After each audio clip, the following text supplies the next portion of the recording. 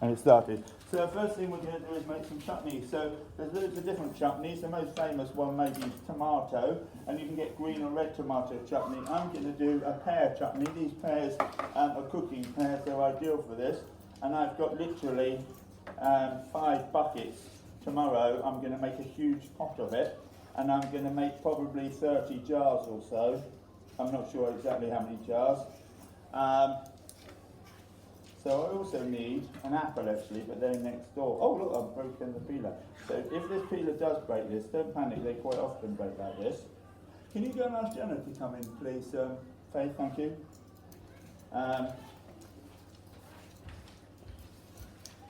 So I'm not yet moving the potato out of the way, cutting the pear in half, cutting it in quarters. So all I'm going to do is dice this up, boil it up with vinegar and sugar and a range of spices. Right, sometimes it has sultanas in it as well. Yeah, and that's it. And that's it. So the rubbish goes in the rubbish pot. We're going to take this to the recycle. If there's any bad bits, there's a little brown bit here, we're going to cut it out. This normally has, chutney quite often has a little bit of onion in as well.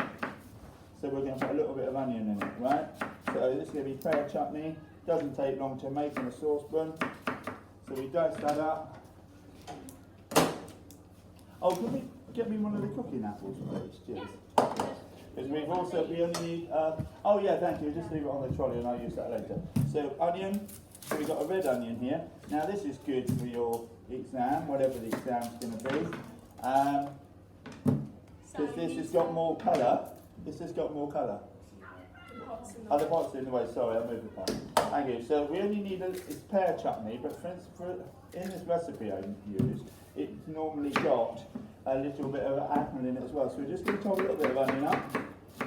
Yeah, so I'm using about a quarter of an onion. So a white or red onion, it won't make a lot of difference for this. Once it's boiled down, you won't really see it. But there's quite a bit of apple in it.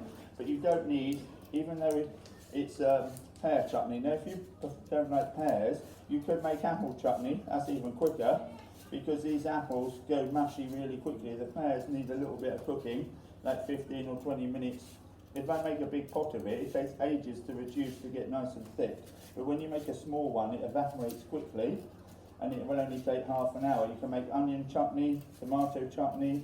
Quite often, the chutneys have onion in, but you don't have to put it in, but it just gives it a bit more flavour. So in here, I'm only going to use a quarter of this, right? Or about half, actually. I'm going to use half. So I'm going to cut it in quarters, and somebody else can have the other half. Dice this up.